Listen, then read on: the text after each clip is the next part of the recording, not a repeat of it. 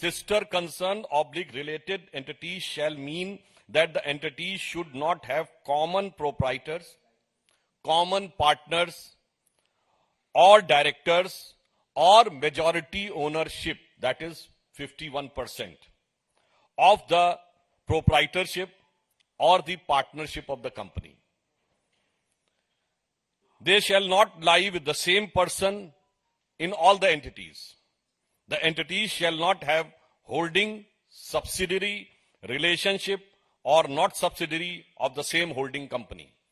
कहने का तात्पर्य यह है कि आबकारी नीति का सबसे बड़ा नीतिगत विषय यह था कि उत्पादक, वितरक एक समान नहीं होने चाहिए, क्योंकि इससे यह संभावना रहती है कि वो बाजार में अपना एकाधिपत्य बनाकर आगे जाकर मनचाहे तरीके से दामों को प्रभावित कर सकते हैं। और जब ये कहा गया कि प्रोड्यूसर, रिटेलर एंड डिस्ट्रीब्यूटर, यानी कि उत्पादक, वितरक अगर एक नहीं होने चाहिए तो वो कंपनियां किसी भी प्रकार से एक दूसरे से संबद्ध नहीं होनी चाहिए। और संबद्धता की विधिवत परिभाषा भी की गई है, अर्थात एक दूसरे के कॉमन डायरेक्टर नहीं होने चाहिए, एक दूसरे की शेयर होल्डिंग नहीं होनी चाहिए, व्यक्ति भी एक दूसरे में कॉमन नहीं होने चाहिए, और किसी भी एक कंपनी की दूसरी कंपनी में मेजॉरिटी ओनरशिप नहीं होनी चाहिए। यानी प्रत्यक्ष या परोक्ष, यहां तक कि दूसरे या तीसरे टियर से भी परोक्ष रूप से आप प्रकारांतर से भी उत्पादन और वितरण को एक साथ नियंत्रित नहीं कर सकते। परंतु अब यह प्रश्न आता है, यह हम नहीं पूछ रहे हैं, एक्साइज डिपार्टमेंट ने नोटिस देकर पूछा 25 अक्टूबर 2021, आज 10 महीने हो चुके हैं। उन्होंने कंपनी का नाम लिया कि Enrich has applied for L1 distributor licence using the credential of a liquor manufacturing company Enrica enterprise having its distillery at Chennai.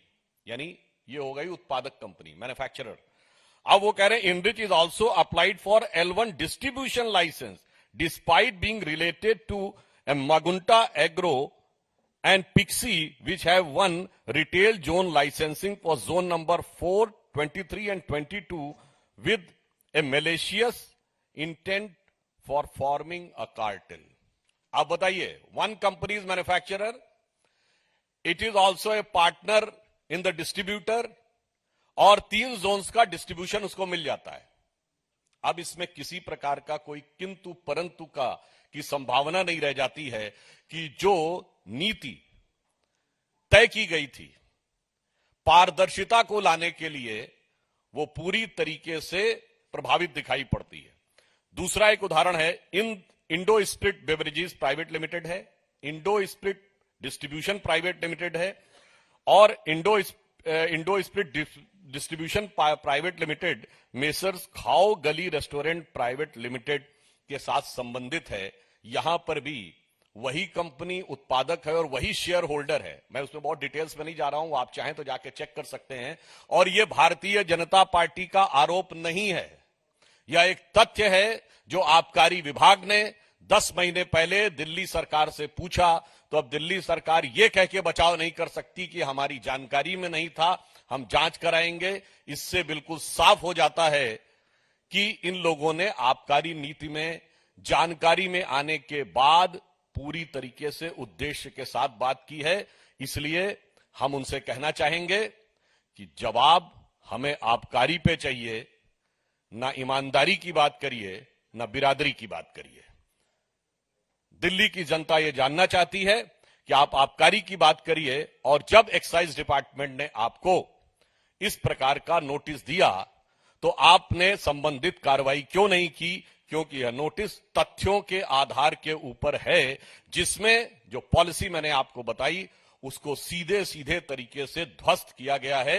तो मैं सिर्फ यह कहना चाहूंगा, एक्साइज पॉलिसी तो यह कहती है कि मैन्युफैक्चरर, डिस्ट्रीब्यूटर एंड रिटेलर एक नहीं होना चाहिए, परंतु यहां ये मिथ्या भ्रम और झूठ के मैन्युफैक्चरर भी यही हैं, डिस्ट्रीब्यूटर भी यही हैं, और रिटेलर भी वही हैं, और उसके बाद पूरी निर्लज्जता के साथ जनता के सामने आकर